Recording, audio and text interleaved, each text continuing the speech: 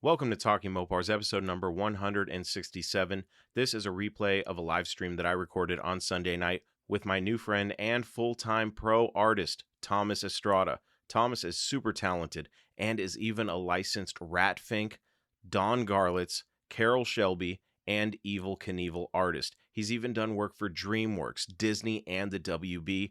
It was an awesome show, and I can't wait to have Thomas on the show again. So without further ado, if you are a Mopar enthusiast, then you are in the right place. Don't go anywhere. You're tuned into the best Mopar enthusiast-driven podcast on planet Earth, and I'm your host, Chris Albrecht, better known as the Mopar Hunter, and this is Talking Mopars.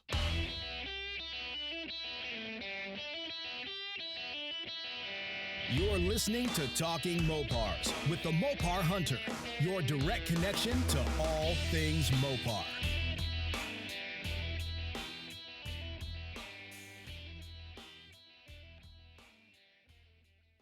The A833 is the famed four-speed found in our beloved Mopars from 1964 until 1979. I have one in my 72 340 Roadrunner, and when it was time to get my shift together, I reached out to Passon Performance. So, if you're rebuilding your A833, need parts for it, or if you're looking to leave it in the hands of a professional to rebuild it for you, look no further than Passon Performance. Jamie Passon is an expert when it comes to these units, and I highly recommend heading over to PassonPerformance.com to get your shift together.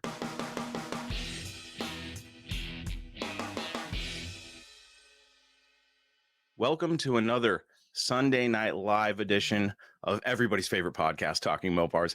I'm here today with an amazing artist. I love automotive art, and Thomas and I linked up through our connection, our mutual connection with Muscle Cars at the Strip, and I saw the artwork he was producing. I was like, man, that is awesome. And we ended up working out a deal where he'd come on the show and tell us his story. And I know this show is mostly centered around Mopar enthusiasts, but I really wanted to branch out and I put the feelers out there and see what other automotive enthusiasts we could get out there. And man, I couldn't think of a better way to start that new trend than with Thomas and the amazing artwork that he puts out. Thomas, welcome to Talking Mopars. Thank you for joining me tonight. Oh man, I'm so happy to be here. Thank you for having me. This is awesome. I love doing this. This is so cool. I'm a wannabe artist. I wish I could draw. I really do. I've tried, but it takes me probably 3 days to put out something you could probably do in a third of that time or less. So I really admire people with your talent. Oh man, I mean, we're all growing. I think all of us artists or creative types, I don't think any of us, at least for me personally, ever feel like we're ever arrived or have gotten there. Like we're always striving to getting better and wanting to improve, and that's just part of the process. And I don't think that ever goes away. At least for me, and I try to share that with I often get other artists that are starting out or they're students, and they will often message me, or I hear from them or email, and they'll say, when am I going to get to that point where I'm just comfortable and confident in what I'm drawing? And I'm like, you never will. Like it's just never going to happen. And it's just one of those things that you have to learn. You have to learn it can go one of two ways. That feeling of where you're not very confident or comfortable with what you're doing. Some people will take that and it'll just be so debilitating that they'll quit because they just can't get what they want, that they see in their head. Or you can take it the other way and you do a drawing and you're happy with it. Like myself, I'm happy with something I draw for about 10 minutes. And then I'm like, this is the worst thing I've ever seen. I can't wait until I start the next one because the next one's going to be even better. And you just take that feeling and do it in a positive way to where you want to improve and keep getting better. But it's always there. I mean, I still to this day post stuff, and then 10 minutes later I delete it because I'm like, this thing is horrible. Oh yeah. I can't relate because I don't have those abilities, but I can imagine, when it comes to an art form, like for me, my art form is podcasting and talking to people. And I can't listen back to my shows because I'm always like, oh, I missed I could have asked an amazing question right there. Or so Oh yeah, I can't imagine what it's like having an it's the amazing same thing. drawing. It's the same thing. I think it's anytime you're in that creative realm, there's always going to be those things where you're going to look back at it. I mean, whether you're writing or you're podcasting, you're Yeah. always going to look back at the thing that you just created and be like, man, I Yeah. wish I would have done that. And, but instead, I'm sure you were probably like, this next one, though, is going to be Yeah. Yeah. incredible. You know, Yeah, it's that it's the same kind of thing. that's constant strive for perfection, which just makes us better as we go. And that's what you want it to do. You don't want it to make it to where you just quit and give up. You want to No. use that to keep improving and getting better. And it's been that way since I was 4 years old when I just first started drawing. Yeah, that's so awesome. So let's go back in time. And how did Thomas get started So in yeah, I mean, art? speaking of that, we going back in time, I remember being, four, probably one of my earliest memories, 4 or 5 years old, drawing with my brother, my older brother Andy, and I used to draw a lot all the time. And this was even before, I entered school. And back then, to me, it was just something that I did. I didn't think it was anything I was particularly good at because Okay. I was just a kid and I didn't really Yeah. have any good reference point. My brother and I drew, and that's what we did. But I do remember very clearly, though, it's funny, kindergarten, drawing something in class, and it was the first time where some of these other kids, classmates, would like look over my shoulder and they're like, "Whoa, how did you do that?" Yeah. And that was the first time where I was like, "Wow, maybe this is something that I'm actually good at," because there wasn't very many things that I was good at. And that was the first time where it was like, they seem to be, to me, it was like, I don't know, it's just what I did. Yeah. And so that was the first kind of like time where I got that little taste of, oh, this might be something that I have. One of the very few skills that I have that I can do. And it just became that thing all through school. I was, I drew on everybody's brown paper wrapper book covers, and Yeah. Yeah. I was on all the production stuff in class and the yearbook staff and all that thing. And so it just became my thing because again, it was one of the very few things. I was not very athletically inclined. I was not very academically inclined. Guilty. And so, yeah, so thank God I had that one little thing that Yeah. I could actually do and that I was passionate about. It's just something that I wanted to do all the time. I was never had to be told to draw. In fact, it was the opposite. It's like, quit drawing on all your stuff, because all of my paperwork, all of everything had cartoons down the side, and I was a fan of, Mad Magazine Yeah. and Rat Fink. I loved drawing the hot rods like so many young boys. I was fascinated with the big engines and the tires and the smoke and the Yeah. flames coming out of the Yeah. sides. And that was just something that I just loved doing all the time. And but as I got out of high school, I didn't go to college. I just kind of got a regular job. In fact, I didn't know really at the time. I didn't have a lot of direction on what to do with my artwork. And again, going back to that insecurity thing, I didn't know if I was even good enough to make it into a profession. Yeah. So to me, it was just a hobby. It was just something that I did for fun, and I had a regular job. In fact, I ended up working because I didn't really have any real good skills. I was working in pest control. I was killing Okay. bugs for a living, and it was a good, decent paying job. Like my wife and we got married. I started working in that, and we had a house, and we had our first baby, and so I was doing that. But art again was just this kind of thing on the hobby on the side, and so it stayed like that for quite a few years.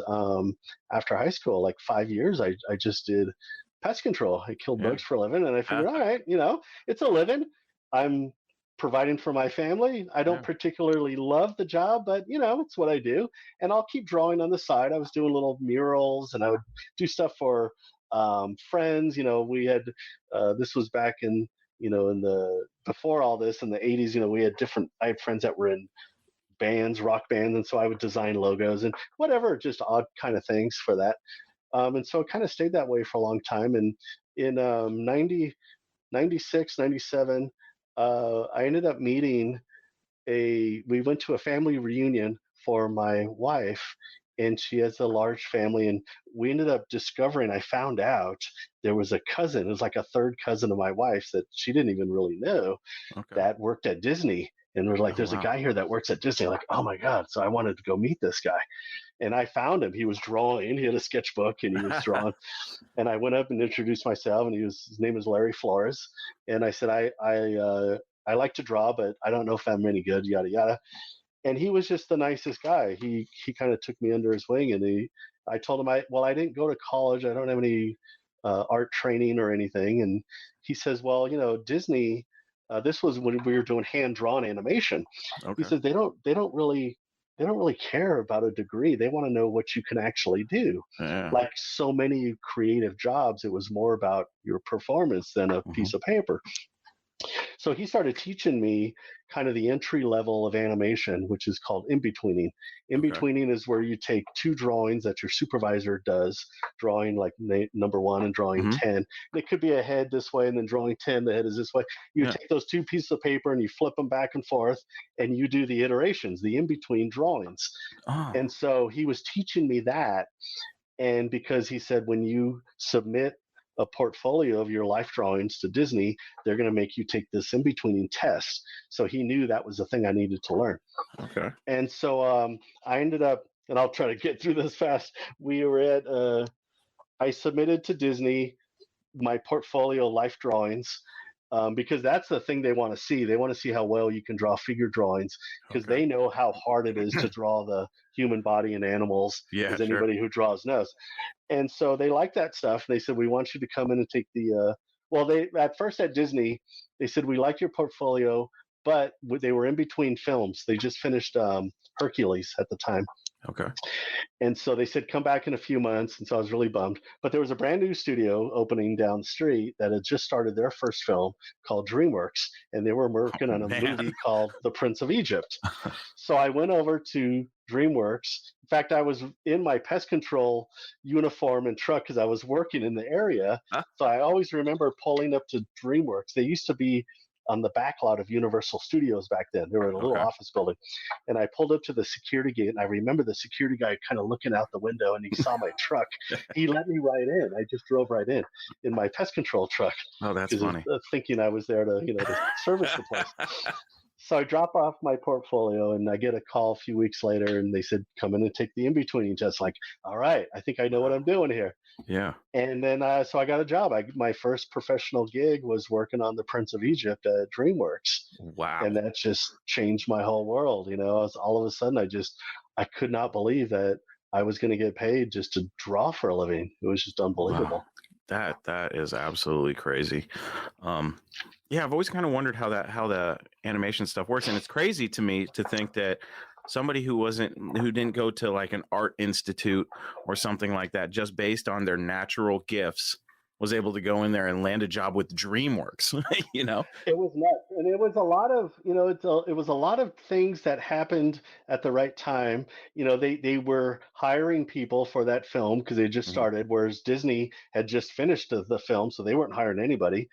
And that, I got that chance with Larry helping me and showing me what to do. There were some people in DreamWorks that kind of helped me submit it to the right people. What was really funny, and I'll tell the story really quick. So I'm working on Prince of Egypt, and each character is a different unit, and you're cast onto a character. So I was cast onto the Moses character on Prince of Egypt, and my supervisor was one particular person, but there were supervisors on all the other characters. So after Prince of Egypt was done, about a year later, I got brought back to work on a movie called The Road to El Dorado. And so I came back in on El Dorado, and they cast me on the character Tulio. And when they brought me in, the producer was bringing me to my new supervisor, and it was her name was Nicola Courtney. And I knew who she was, but because I was on a different unit during Prince of Egypt, I didn't know her personally. But now I was going to be working for her for the first time. And I remember they brought me in and they said, Nicola was in her office and she was drawing. She had her back to us, and the producer came in and they said, Nicola, this is Thomas. He's going to be one of your assistants on this film. And her head kind of popped up. And as she slowly turned around, she said, Thomas Estrada, did you work in pest control? Oh my I was gosh. like, oh my gosh. um, and I'm thinking, did I spray her house for bugs or something? I'm racking my brain. I'm like, yeah, I did. And she said, I remember when you came and applied here a year ago on Prince of Egypt because I was on the review board of the portfolios. She said we had stacks and stacks of portfolios coming in. Wow. And I remember looking through all of them. And she's like, I liked your life drawing stuff. Don't get me wrong. Like, I thought you had a lot of talent. She's like, but the thing that caught me is I'm looking through your little resume thing and it says current occupation. Most of the people that were applying were coming out of art school. They were coming from other studios. And yours said current occupation, pest control. And she said, I remember thinking, look at this guy. He's got no training, no experience. He's working in pest control and he wants to be an animator. And she said, why don't we bring him in and let him take the test and see if he can do this? And I was like, wow, like my crummy job, like actually helped. What a cool story. Isn't that great? And I mean, I still talk to her this day, and I always thank her for giving me that break. And she's just like, yeah, I thought it was just interesting that this guy working in pest control wants to work at DreamWorks, and so we gave him a chance, and I got in. Wow, what an awesome story. That's so cool. For those of you in the chat, stick around because towards the end of the show, Thomas was gracious enough to gather some awesome Mopar art that we're going to be giving away. So stick around. Here's some of the prints here we're going to be doing. Got a few things, so hang out for that, and we'll do some of those. That'll be a lot of fun. So stick around, folks. So you get this job at DreamWorks. You're working in animation finally. Is this the first time you were actually paid for your passion and your art? There was a time before that when I was about 14. There was a lady that we knew. I think my mom. I'm not sure how we knew her, but anyway, she used to make those rubber stamps like on the wood blocks, and she would sell them like at swap meets and trade shows.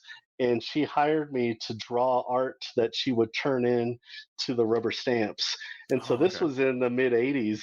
So I was drawing a lot of killer whales and unicorns and Pegasus, and she would give me a list of drawings that she needed for her rubber stamps, and I would bring a bunch of these drawings and she would go over the ones that she liked and she would give me some cash. And that was the very first time that I actually got like paid. But as far as professionally like working in something like that, DreamWorks, Prince of Egypt was my very first professional gig.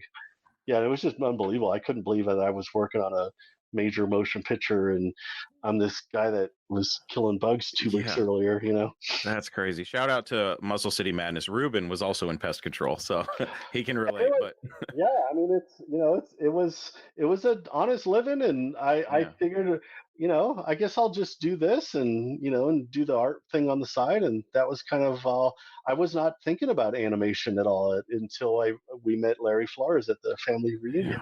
Crazy, standing out in the pile of portfolios, pest control stood out to them. That's so cool. You never know. Yeah. So tell me more about how you went from DreamWorks to all these other awesome projects that you got involved in.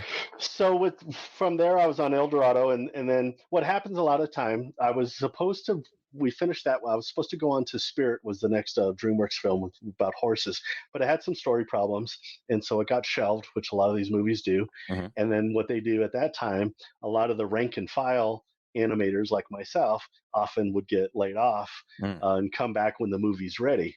And so I got laid off after El Dorado. And so I was kind of figuring out what I was going to do next. And I picked up some freelance with Disney on the Tigger movie. But then the DreamWorks thing just kept getting extended longer, the break. They said 3 months off, and then it was 5 months off, then it was 6 months off. And pretty soon I was like, well, I can't really wait anymore. I got to do something. And so I went back to Disney and I got on their onto a film called The Emperor's New Groove, and Oh, I okay. got hired full time at Disney. And then we finished that, and I did a little work on Atlantis after that. And then at that point, DreamWorks called me and they said, "Hey, Spirit's ready. We want you to come back." But I just got cast onto Treasure Planet at Disney. And so you kind of have to do this thing. And I was like, well, I think I'm going to stay here for a while. So I ended up staying at Disney, and they were totally cool. It's very professional. They're like, well, if anything changes, let us know. And so I stayed on with Disney on the Treasure Planet. And then we did at the time, their last hand drawn film was called Home on the Range, was a movie about cows. And so I ended up working on that. And then I went back. When that finished, they were switching everything over to computer animation. And so a lot of us were kind of in this in between, where are we going with this thing? Because hand drawn animation was just being phased out. So I ended up going back to DreamWorks because they were working on their last hand drawn film, was called Sinbad. And so I worked on that, and then everything kind of switched over to computer. And so we had to learn this new tool. And it was, it was just a really interesting time, because at the time I didn't even know the computer. I didn't even own one. I had to buy Yeah. my very first Oh, computer and wow. learn this new software. So I was able to do that, and I got cast onto Shark Tale, was my first CG film at DreamWorks, and then that turned into Over the Hedge. I worked on that, and then we went through another in between stage, in between productions. So I was out of work again, which is very common in the animation industry. You can find Sure. yourself in between gigs quite a bit. But because I had this new skill with the computer animation, it opened doors to video games. So I ended up getting hired onto a video game studio, and it was at Technicolor, was actually, and Technicolor had a small um, contract kind of video game, where we were a studio where we were helping a lot of other studios finish their games. So it Okay. was a lot of variety. I was working on games like God of War 2, and then we worked on Spyro the Dragon, and then it was Gears of War 2. Then it was another Spyro, and then it was like Saints Row, and then I got to work on Uncharted, Drake's Fortune. So it was a Wow. lot of these different types of games that we were doing when I was at Technicolor. But it was cool because the game stuff was coming in more steadily, so I was working more, Yeah. more consistently, that kind of thing. That eventually led us up to Salt Lake City. I got hired back with Disney once again. They had a video game studio in Salt Lake, and they relocated me and my family up here, and I continued working with Disney for another 9 years on Disney Infinity and a bunch of their different games. Um, that ended up closing in 2016. Okay. The studio Avalanche ended up reopening under WB, working on what just got released, was the new Hogwarts Legacy Yeah. game. So I worked on that Hogwarts game for about just maybe a year. Actually, not even that, maybe just a few months before I ended up resigning and just kind of going on my own. Wow. So were you drawing cars this whole time, or is that something you got into later on? So it's funny. So as the cars thing, I started when I was really little, because I Okay. loved Rat Fink and I loved hot rods, Yeah. and but I didn't really do it anymore for all those years. I was so busy working with animation, and then with the computer animation, I was drawing even less. I was just on the computer for the next 10 so years, maybe, 2003 until 2016, I was just on the computer. And probably 2016, we'd gone on to WB. We started working on this Hogwarts game, and it was a different type of animation. It was motion capture, which is very technical, and Yeah. there's not a lot of creating keyframe animation.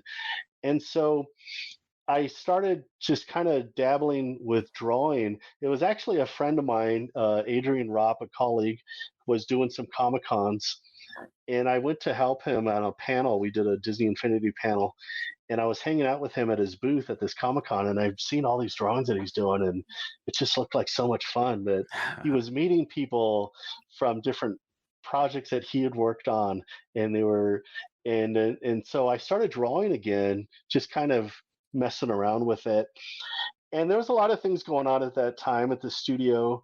Um, my mom had just passed away, and I was getting into my late 40s, and you start reevaluating your life and where you're doing with whatever time you may have left. And Sure. so I'm thinking about a lot of that stuff, and call it a midlife crisis or whatever. But I was just like, you start seeing people going, and you're like, wow, I don't, you start realizing life is short. It's not as Yeah. long as you thought it was when you were a young man. Yeah. And so I was drawing a lot, and I did a couple of Comic Cons, and it was just so much fun to just draw again. And it just kind of sparked something where I was just like, this is really cool. And as we started booking more of these shows, um, I finally just came to this decision, like, let's just do this for a while. Like, I'm having fun just drawing. We're getting out, starting to travel a little bit. And so I ended up resigning from WB. I quit to just start pursuing full-time freelance. So now, for the first time after all these years, I have all this time now to be drawing again. Yeah. And as I'm just drawing, goofing around with different things, I started drawing a hot rod. I saw something with Ratfink, and I was like, wow, Ratfink. I haven't thought of that in years. Yeah. So I started drawing hot rods again, and it was just like, oh my God, it's so much fun. I just feel like a kid. I feel like I'm 9 years old again, Yeah. sitting in front of the TV at the coffee table. It's my sketchbook. And I just started drawing the hot rod stuff, and it was just a blast. And so I started posting some of that stuff online, and someone eventually put me in touch with the Ed Roth estate. Eileen Trixie Roth runs the Ed Roth Incorporated, and I was able to sign on as an officially licensed Ratfink artist. That is so cool. I always wondered, I mean, because the Ratfink and Ed Roth, so iconic in the automotive industry. I always wondered, because the artwork is still getting produced, and I never realized that it's freelance artists that are powering it still. That's so cool. So if somebody is an aspiring automotive artist and they're super influenced by Ratfink, how does one go about being a licensed Ratfink artist? Well, I mean, there's actually, if you go to their website, ratfink.com, there's actually a page on there where you can apply. You can fill out a form and apply. And, I know they get pretty busy over there. And so it may take a while for them to get back to you. But if you're persistent and stick with it, and, and you show that passion that you have for it, which I did, I mean, it was just something that I loved. I loved the grittiness of it. It always felt underground, like Mad Magazine, and something kind of rebellious. And I just loved that feel. And fortunately for me, all of my stuff I do is now hand drawn. I was never very good at illustrating on the computer. I can do the computer animation, but as far as drawing on the computer, I'm not very good at it. But it kind of lent itself really well to Ratfink, because it feels like the stuff that Ed Roth and his artists that he had, because he had artists even back then that was drawing that stuff for him. Wow, I didn't know that. Yeah, and so my kind of style kind of fell into that really nicely, because it was pen and ink and watercolor, and so I was lucky in that way that I was able to do that stuff, and it caught their eye. And but yeah, that's probably the best way to do it, is just to apply for it on the website, and hopefully they'll get back to you.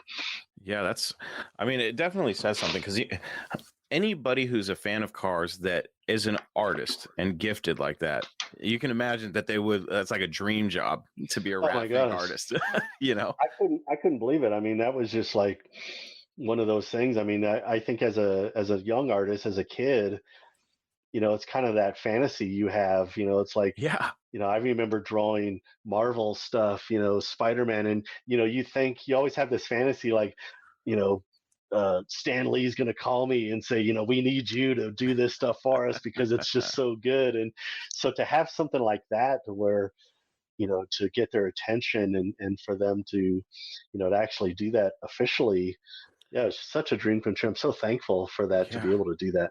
That's so cool. So when you go to these events, are you drawing, or are you just selling your merchandise and stuff like that? Yeah. We'll set up a booth, and we do have a lot of different merch, like some of the stuff I was showing with prints, and Yeah. Yeah. I've been able to produce things like coffee mugs, and I Yeah. do canvas prints and this Yeah. kind of thing. And then I also do a lot of original work, whether it's commissions, taking commissions, or sometimes I'll do them on location, provided I have the time. And Yeah. so it's a lot of different things like that. And you'll see a lot of the different artists will bring original stuff, original paintings, or sometimes you paint, if you find those cool oil cans or Yeah. cool gasoline cans, and paint Yeah. some rat fink stuff on there. And Oh, so cool. it's a little bit of everything. That's kind of the cool thing about it. When they have the rat fink reunion uh, in Manti, Utah, where Ed Roth lived for many years, and it's just a gathering of all the different Rat Fink artists and fans and families, and they have the car show and the Rat Fink show, and it's just a blast because you just get to see all the different stuff that all these other guys are doing, from airbrushing Oh, T-shirts and wow. pinstriping. I could never do the pinstriping thing, man. So I'm so fascinated by seeing those guys. Yeah. Yeah, absolutely. Wow. That's cool. So not only are you a licensed Rat Fink artist, but you also are licensed for quite a bit of other stuff. What else are you licensed to do artwork for? So some of the I do a lot of, obviously, like a lot of fan art kind of thing, Hmm. but the official type of things that I've been able to do, probably one of the big crowning achievements for me, just because I'm such a big fan. I am a huge music fan. I grew up with rock and roll and blues and country, and you name it. I just love music in general. And one of those is, I've always been a big Foo Fighters fan. I've been a fan of Dave Grohl, from back in Nirvana days and when he first started his band. And Yeah. so because of my animation background, I do a lot of caricature stuff, like the Don Garlits and that kind of thing, Yeah. just because I have the cartoony thing. So I was doing some cartoony caricature stuff of Foo Fighters, Dave Grohl and the band, and kind of the same thing with Radfink. I was just posting it online, and so I actually got in touch. They actually reached out to me, the Foo Fighters management, and they said, "Hey, we like your stuff. Like Dave loves your stuff." And I got invited to a couple shows, and they said, "We'd love to talk to you about doing something." And again, it was just this mind blowing, like, "Oh my God, I can't believe this is happening." And so I got to do some official work with the Foo Fighters on a festival they did a couple years ago. Um, After that, things like I got to work with Don Garlits, Big Daddy Don Yeah. Garlits, and Yeah. um, Legend in the Mopar community. legend, huge. I mean, that was, again, he's just one of those icons. Yeah. They saw something that I did, and I donated a couple pieces to their museum, and then they commissioned me to do a painting. In fact, it was this one. It was much larger, the original. They Wow. commissioned me to do a painting for his 90th birthday, which was January, a couple years ago. And they ended up inviting me to go to Florida to meet him and present this to Oh, him at his 90th birthday celebration. And they cool. put the original painting is now in the Don Garlits Drag Racing Museum in Ocala, Florida. And it Oh, was just one man. of those, such a thrill to meet the man. Yeah. Um, so that was cool. I did that. I've gotten to do some work with the Evil Knievel estate. I have a licensed limited edition print that I have through them, as well as a piece with Carol Shelby. Um, and then I've gotten to work with some really cool people in the automotive world. Danny Coker, who does the Counts Yeah. Customs.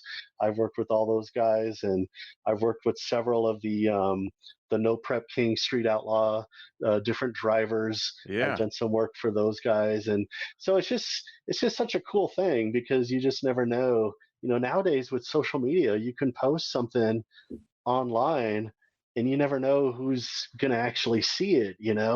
I did some drawings a while ago of American Graffiti, the car movie, Yeah.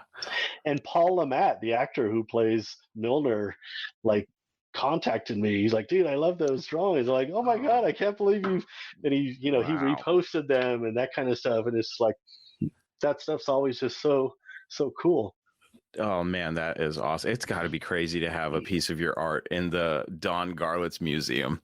That's So nuts. crazy. It's Yeah. so crazy because I've had, different friends or followers will message me and taking a picture in the museum, and there's next to one of my pieces there, and Yeah. that kind of stuff is really cool. One of the coolest things for me was with the Foo Fighters. After that kind of finished, I was done working with them. Um, it was soon after Taylor Hawkins, the drummer for the Foo Fighters, passed away recently, Yeah. and he had several side bands, and so one of his side bands called Chevy Metal, and one of the bandmates, one of the guys in Chevy Metal, contacted me, and he screenshotted a painting that I had done of Chevy Metal, and he's like, "Dude, do you have a print of this?" And I was like, "Yeah, I think so." I'm like, "Where'd you get that?" And he says, "Well, Taylor Hawkins owned it." I'm like, "Are you kidding me?" And he's like, "Yeah, man, Wow. he had the original." I'm like, "Where did he get it?" He's like, "I don't know if somebody bought it for him or if he got it." He's like, "But he's telling me this story that Taylor Hawkins had this painting that I had done, and he said he had it framed and it was in his home studio, and he's telling me how much Taylor loved it. And he wanted to make sure it was in a place that people could see it." And I was just like Wow. crying, man. I'm just like, Yeah. it just meant so much to me.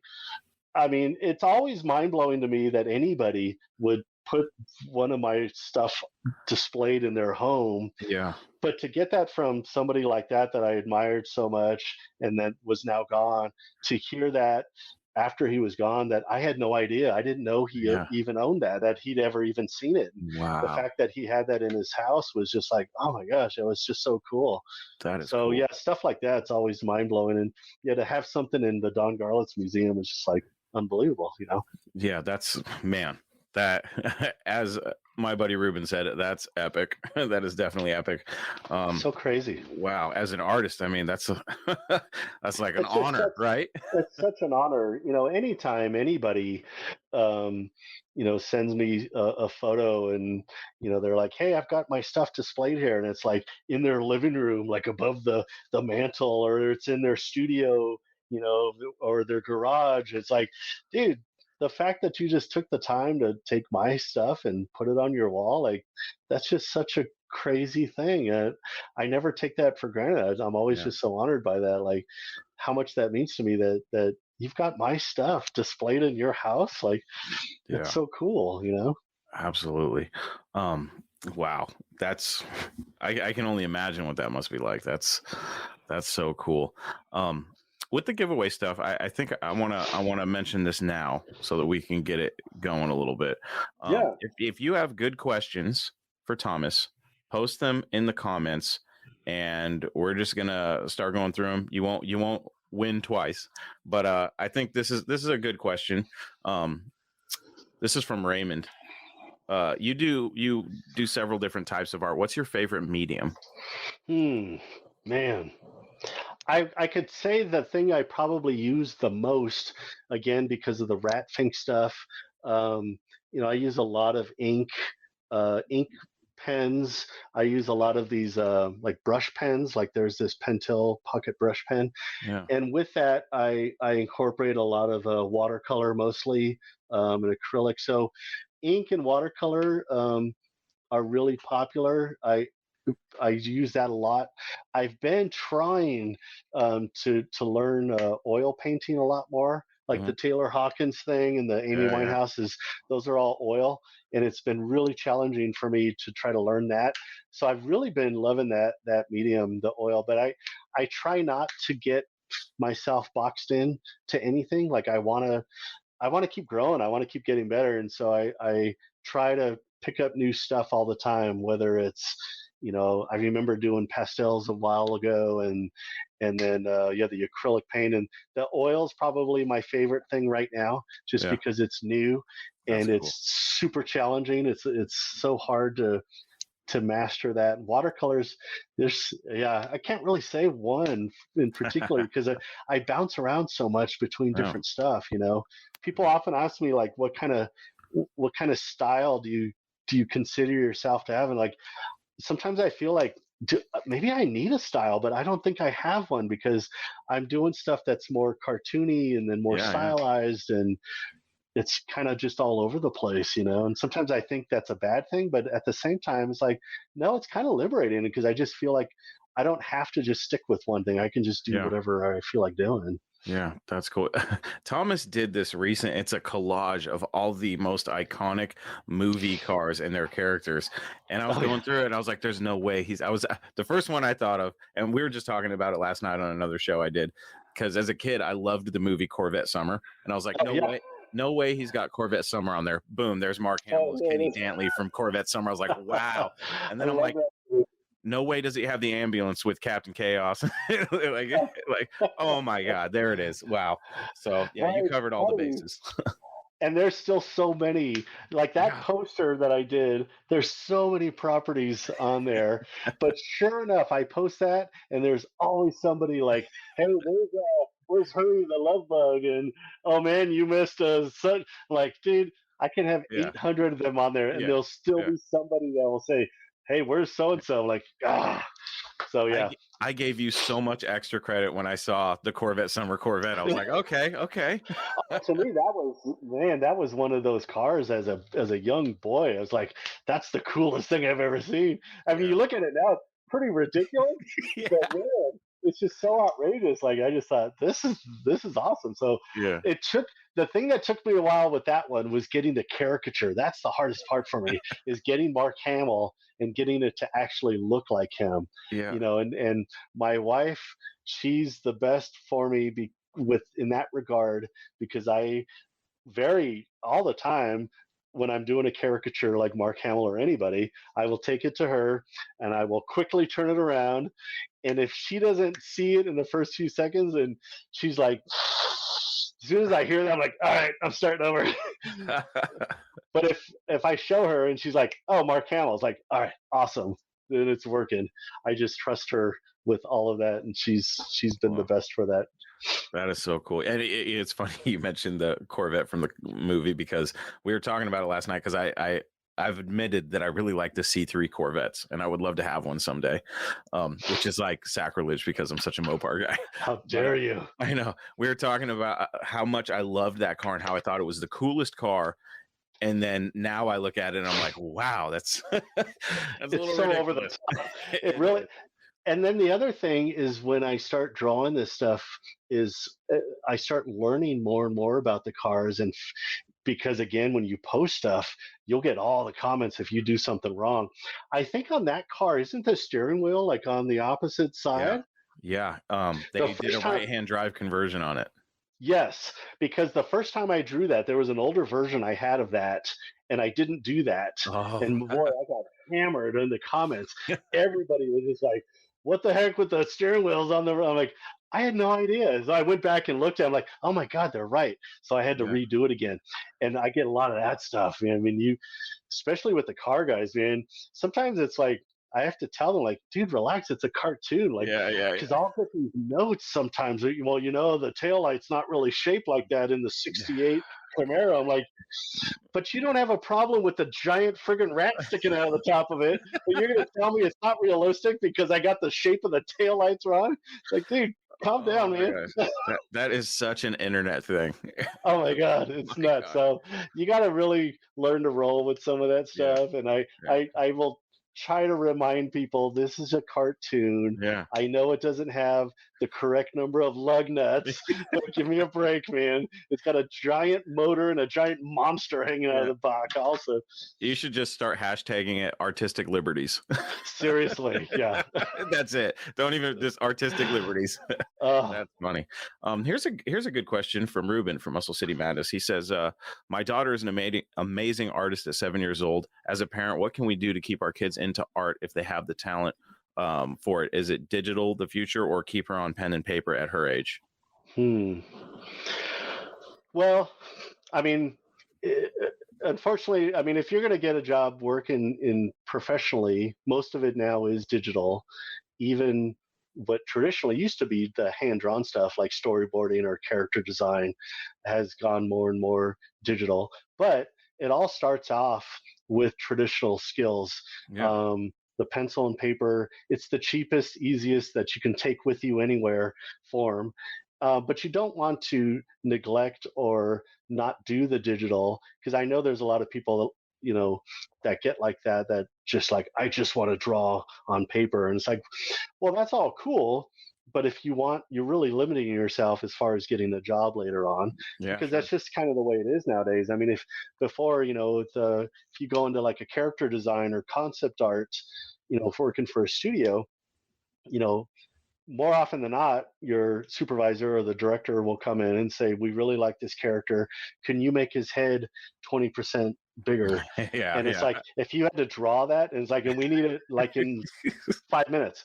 It's yeah, like having to redraw that, you're sunk, But yeah. nowadays, you can take that and just do whatever you want with it. But you definitely don't want to ignore just traditional drawing skills. Um, Probably the most important thing as a kid for me was just having that support, whether it was getting the supplies. My dad was always just amazing about buying me.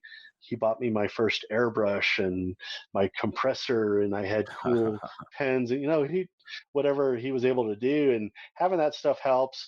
Um, Learning the basics, the foundational stuff, as far as underdrawing and gesture drawing and learning perspective and learning the figure drawing, all that stuff, especially with humans and animals and perspective, learning to build a character from the inside out, or whatever that is, whether it's a car or a person. There's a process of starting with the geometric shapes and the skeleton, and you have the underdrawing, and then you're layering stuff on top of it. If you can learn that as early as possible, the better. A lot of young artists like myself, when you're a kid, you tend to draw on the outside, the contour. You want to do the Yeah, cool details first. yeah. But if you don't have the foundation and the underdrawing underneath it, it's going to fall apart. And so you want to learn that stuff as early as possible. Building stuff from the inside out is Interesting. really important. Very interesting. Great question, Ruben. How many pieces do you have to give away? I want to make sure that we're Oh, I mean, I have just three right here, but we can do more than that. I mean, I have several of these prints, so I don't know. Let's do I don't know. What do you think? We can can do we do maybe. can we do Go five? ahead. Yep, Can we do let's do five? that. All right, that's two. So we got Raymond and Ruben. Right on. Let's move it on down the list. Let's see what we got here. Here we go. Mrs. Dutch Guy's Garage. How many hours do you spend on an average canvas? Oh, like a painting, or I guess Answer both. A regular drawing and then a painting. so like 11 by 14 is probably my most common commission. Um, I tend to work fast because doing something like rat fink, it you want to, at least for me, just speaking for me personally, I don't know about other people, but when you're drawing something that's rat fink, like this kind of thing, you got some crazy Yeah. monster. um, if I sit on a painting too long, it tends to really flatten out. And so the faster I can do it, it really maintains that kind of Yeah. kinetic energy. Yeah. And so something like this, I may knock out maybe, I don't know, maybe 45 minutes or an hour, something Oh like my that. God.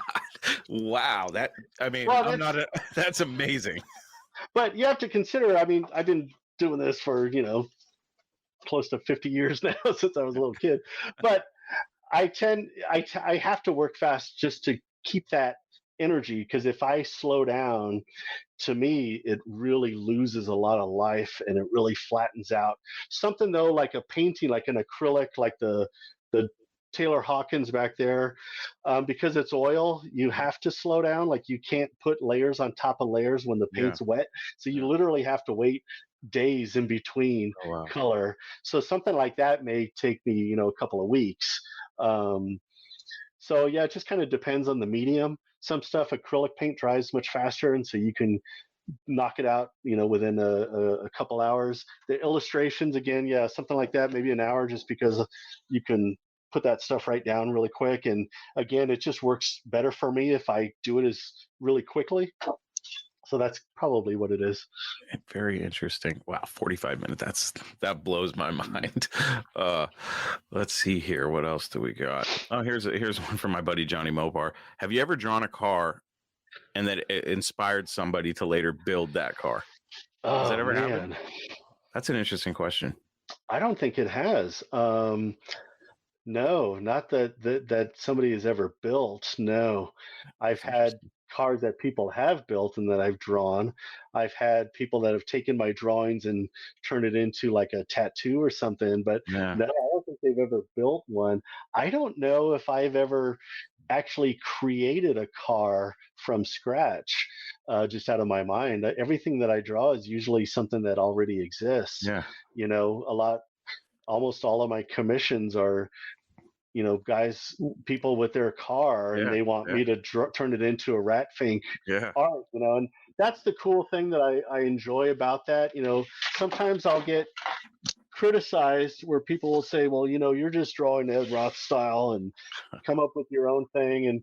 And it's like, not only am I a fan of Ed Roth and that genre and the stuff they were doing then, um, that the fact that I'm able to give something to somebody, Yeah. some of these guys are 75 years old, and it's like Yeah. I grew up with Ratfink, and for them to be able to see their own car Yeah. as an official Ratfink, where I can put the little Ed Roth Oh, copyright at the bottom, and that's something really cool that means a lot to them, that I yeah. never dreamed I would be able to have my car, and they wouldn't otherwise, um, without those original guys being around any longer. And so the fact that I'm able to do that for them really is really cool for me, and it's something that means a lot to them as well. No, absolutely. I have never once said, man, there's too many Rat Fink style. That's one of my favorite automotive art styles, if not my favorite. Yeah, there's so many great guys that are doing that today, and that have been doing it even for a long time with Trousley um, and there's so many online other Ratfink guys, and I love seeing that stuff. I get so inspired by so many of the designs that they do, and that's what keeps so many of us going, and that's what keeps me going, is I see some of these drawings like, man, how did they do that? Like, God, I want to do something like that. Yeah, that's awesome. All right, here's one. I'm gonna change this question around a little bit, but it's funny. Right on. My buddy Tall John, he says, when you see a Holly carb, does it put you in the mood for creating art? Like, it makes me want to go kick a C3 Corvette's ass. I'm gonna switch it to, what inspires you to create some of this art? Yeah, to me, it's always other artists, seeing what other stuff people have done. So much of it is just my own nostalgia, which is why you see things like Corvette Summer Yeah, and Cannonball Run and American Graffiti. It's yeah, stuff that I grew up with, and stuff. The General Lee was one of my first, just like the coolest car I've ever seen. yeah, The sound that it made when the General Lee was jumping over a river, that like, yeah, oh my God, it was just so cool. I mean, I remember having my little General Lee car, watching the show, and I was just fascinated by that stuff. I loved just the sound of it. I loved the tires, and so thinking about those things, I still watch regularly American Graffiti, and I love the cars. I love just the idea of the whole thing, and so seeing those stuff, just flipping around online and seeing just some really cool old muscle car, yeah, Roadrunner, like, dang, yeah, that is just the coolest thing I've ever seen. yeah, And I want to draw it. It's like I want to turn that into something cool, or thinking about something like, Smoking the Bandit, and it's like, wonder what that would look like as a Rat Fink drawing, to yeah, do Burt Reynolds just like with the yeah. gear shifter and the whole thing. And so a lot of it's just my own childlike, thoughts in my head about this Yeah. would be really cool to see, one of these properties, turn the 18 van and put all of Yeah. them piled on the back as a Ratfink art. Just that would be kind of cool to see. So much of it is just my own fandom. It's just Yeah. I want to see what that looks like. Yeah. So cool. This is an amazing idea from Ruben. Would you ever be willing to come on the podcast and do a live drawing? Oh yeah, man, that'd be awesome. I That would would love that. be absolutely epic. Yeah, We're gonna have to figure that out. for sure. That's a great idea, Ruben. Thank you for that. Yeah. No, I've done those, and I'll do them at car shows as well. I had a really cool opportunity. We did a Ratfink reunion at the Corvette Museum in Oh, Bowling Green, Kentucky, and yeah. I got to do a live drawing of a vet, and then they auctioned it off later, and it was a lot of fun. It's one of those things I have to try not to focus that people are watching me drawing live, and you better not screw this up. Oh man, But I could imagine that pressure. That's crazy. but it's fun. I like doing them. But yeah, we could totally do that Yeah, we'll have to figure that out. I got to have you back on the podcast. This has for been a lot sure, of fun. man. Definitely. It's been a fun experience hearing, how you go about doing your work. And yeah, once again, we're not done quite yet, but thank you again for coming on. This has been a lot of fun. Oh man, it's a blast, and it's just one of those things that I don't take it for granted. I am so thankful and appreciative that I get to do something that I would consider a hobby Yeah. for a living, and it's like I know a lot of people don't have that, and I'm very thankful for that. I feel very blessed that that I get to just goof around. I just feel like a kid just drawing silly. Sometimes I think it's just this is nonsense that I'm doing. Yeah. Well, I can tell you right now, the wheels are already turning in my head. Like, oh my gosh, what can I commission him for? I'm just thinking, like, the Roadrunner I got in the garage. I got to get. We're gonna have to talk about that once it's out and about at in Las Vegas. I gotta and talk the to you about doing a logo commission for your podcast here. Yeah, I talked to Thomas. I'm gonna find a way to. I need to refresh the logo. I got this poster behind me back here that needs to go away. I would love to have the art that you did on my wall. And it definitely needs to go on t-shirts. Like I was telling you before the show started, so many people reached out to me like, get that on t-shirts. And I'm like, relax. I'm trying. Trust me. When I saw it, I was like, oh my God, there it is. Yeah, man, for sure. So yeah, we'll be talking about that. But if you guys have any more questions for Thomas, feel free to post them in the chat. Let's talk about muscle cars at the Strip. Is this your first time going to one of Phil Painter's events, or have you been to like Mopars? Oh, it is the first time. No, yeah, this is the first time.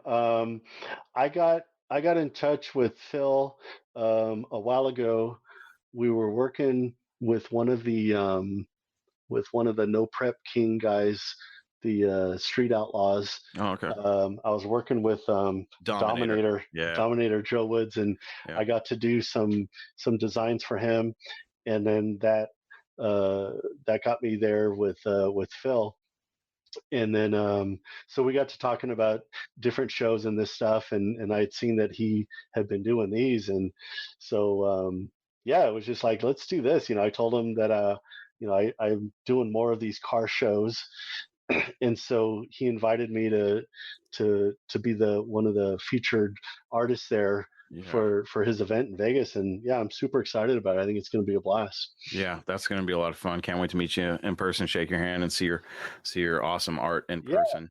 Yeah, here's an interesting question. Typically the guests I always ask them, do you have what do you have? What do you have for a car? Do you have something special, or is that something you're working up to, or what? I would love to. I don't. The closest thing I have to anything that's like a classic car is I have I think it's a 1958. It's a 13-foot travel trailer. It's called cool. It's a Fireball. It's called a Fireball. It looks like one of those canned hams, those old travel trailers. And I'm currently refurbishing it.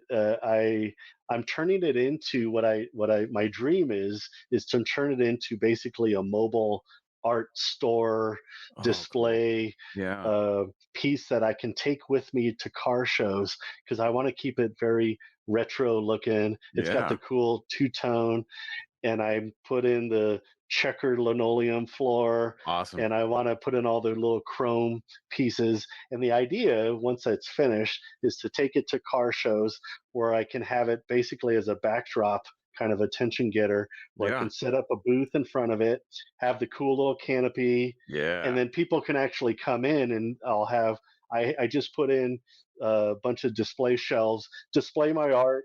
Yeah. So it'll be just something cool to take that I can show some of the stuff that I'm doing, and people can come and check it out. And that's a little bit easier for me, as far as I Sure. don't know how well I would do trying to refurbish or restore an actual car with an engine. So just having this big canned ham is Yeah. kind of more in my wheelhouse there. And so yeah, that's something cool that I've been working on. Yeah. No, that's awesome. So I guess the second part of this question is, what's your dream car? What's your dream hot rod? Oh man. Tough question. So that one's always a tough one. Yeah, for sure. I mean, keeping it in line with your Sure. program here, I've always loved. To me, the coolest car growing up, was the General Lee Yeah. Charger. What year is that car? That Charger? It's a '69 Charger.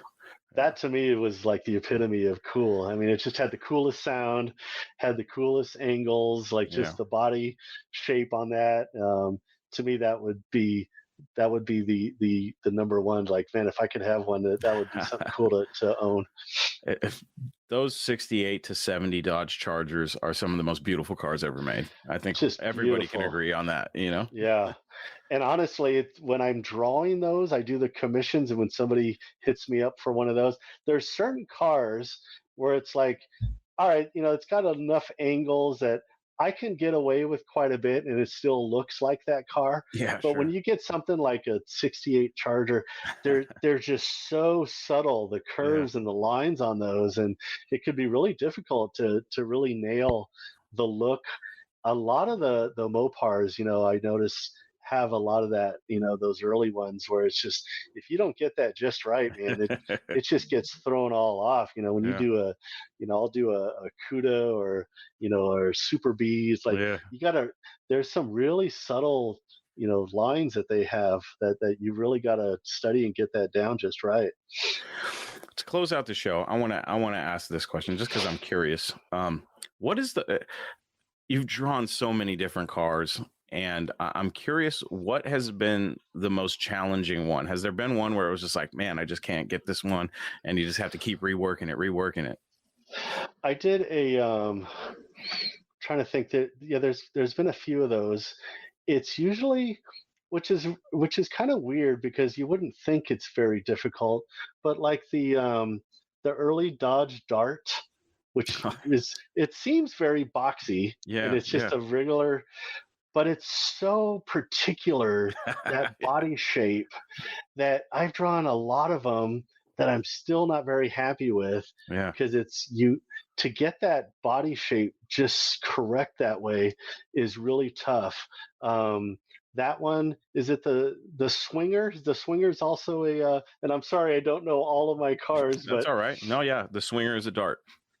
that I remember doing one of those, and I was like, dang, I cannot get that look. It's got a really, that high, the windshield kind of sits up kind of high, Yeah. but then the box of the body is it's kind of short, but there's just something about it that's really particular, that it has such a cool look, but it's really tough to nail down and to get it just right. Because Yeah. I'll draw that one, and I'll often post those, and every now and then people will, especially the big Dart guys, Oh, they'll be like, God. just missing something. And I agree. I'm just like, yeah, I'm still working on that one, like trying to get that one down just right. That's probably been the most challenging one, is that Really? Swinger, Wow. Swinger Dart. For some reason, I don't know why, but it's got that just a really particular shape, Yeah. and it's so subtle. It Yeah. doesn't. It's not like a Mustang that has really defined. Sure. Exactly what Yeah. the Mustang looks like, or Corvette. It's got very like, Yeah. well, it's unmistakable. But the Dart, it looks like a Dart, but there's just something about the body angles, the way the back angles and the Yeah. hood angles, and that little short box feel is Yeah. just, man, it's so tough to get for some reason. Yeah. Interesting. Isn't that weird? Thomas, it's been an absolute pleasure having you on. We got to have you back on the show. Definitely want to talk about this live drawing. That's definitely something interesting. Yeah, man. I will see you at Muscle Cars of the Strip, March 17th. Are you going to be there all weekend? Yeah, we're going to be there the whole time. Awesome. So yeah, come by and see me. Also, you can find any of my stuff online.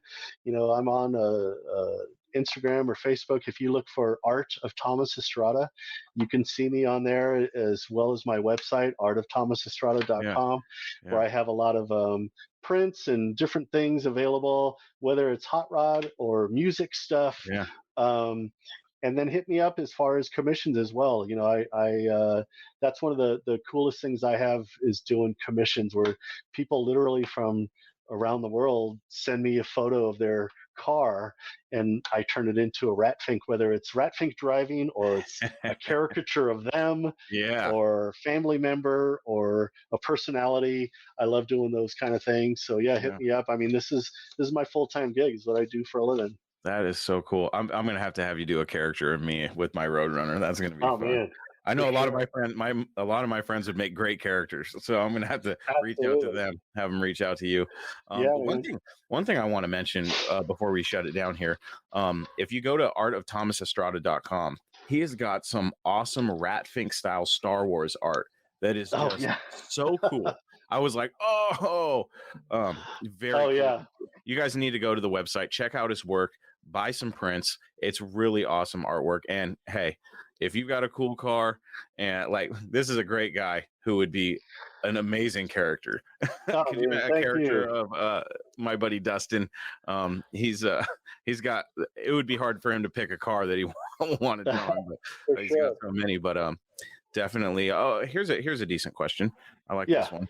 Just to give people an idea, I'm sure everything is different and it varies, but for your average, like the prints that you're giving away, if somebody sent you a picture of their car and a picture of themselves, how much would a commission like that go for? So my smallest that I do is the 11 by 14. Okay. So it's like that size of that print. This is the 11 by 14. So for a custom original of a car with a driver, I think on the website, I'd have to check again, but I think I'm starting those about $500 for something like that. And how it works is I do a deposit up front. And here's something I need to mention.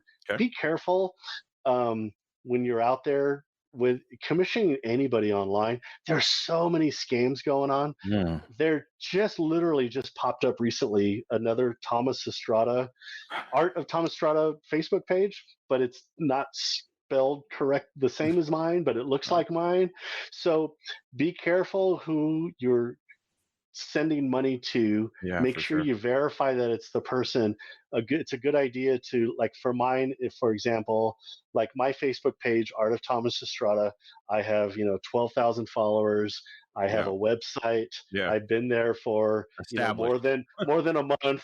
Look at that stuff. I'm now even requiring just a quick phone call just so you can talk to me to make sure you got the right person. So because there's so much of that going on right now, and it's really a drag, and I don't want to see people getting ripped off and losing their money. So make sure you're talking to the right people. But what I do is I take a deposit, a 50% deposit. I always do a preliminary sketch first, so the client can see where I'm going, if I'm heading in the right direction as far as the car, the caricature, and that's the part where they can give me notes, tell me, hey, fix this, can you add this, and that. And then once it's finished, then the balance is due. And then the cool thing with that is you're getting an original hand-painted piece, and I have other options. We can do paintings and all that, but that's all on there. But you get the actual hand-painted original piece with a certificate of authenticity. And then the cool thing is I can then take that artwork, digitize it, and turn it into merch, like the t-shirt here. And so we can do a lot more stuff with it after the original piece is done. We could add the title, we can do coffee mugs and metal signs and all that stuff, but that's kind of where it starts. Probably the base is about $500 or something Yeah, like that. that's awesome. And for artwork of the level that you produce, a screaming deal, if you ask me. Oh Uh, man, thank you. I appreciate that. And I do appreciate what you're doing as far as like battling these scammers. Man, it's I've had people steal my stuff, and I'm like, really? You're gonna resell Talking Mopars merchandise? Like, come on, guys. It's crazy, Uh, man. yeah, And it's you try to I try to watermark myself. I'll put my web page right across my artwork. mhm. I've seen ads listing T-shirts, and there's my web page right across the artwork. Like they don't even bother to even remove it. They Wow. just leave it on there, and they're selling T-shirts with the watermarks right on it. So I don't know what else to do except just trying to give people the heads up. Like just be sure who you're talking to, make sure they're established. If you can make a phone call and talk to the artist, even the better. Yeah. Because I've seen that with so many of the guys that are out there.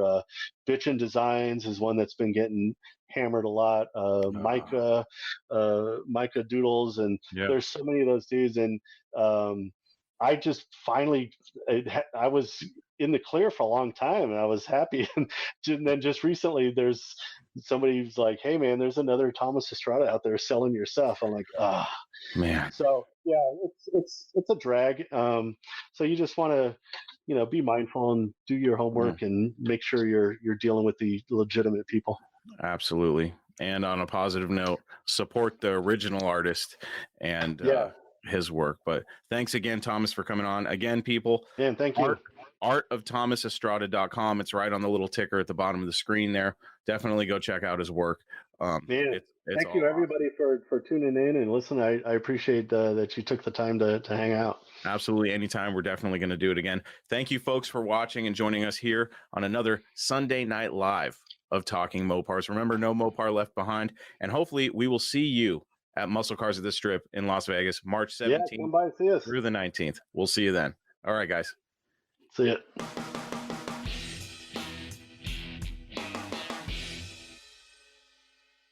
There you have it, my friends. Another episode of Talking Mopars is in the books. For everything you need to know about the show, you know where to go, talkingmopars.com. And you can reach me by emailing Chris at talkingmopars.com or by leaving me a voicemail on my voicemail box at 209-28-MOPAR, and you just might get to hear yourself on the show.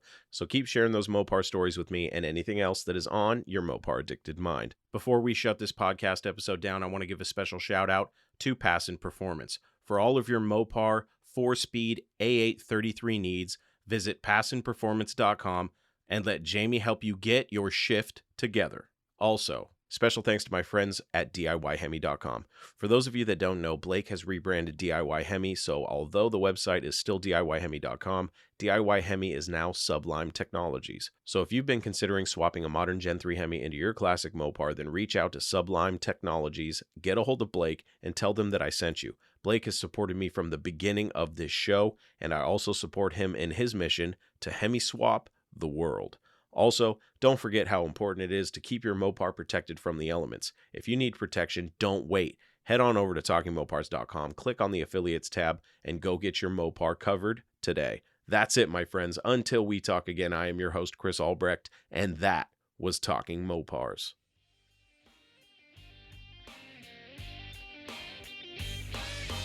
Thank you for listening to Talking Mopars, your direct connection to all things Mopar. Until next time, remember, no Mopar left behind.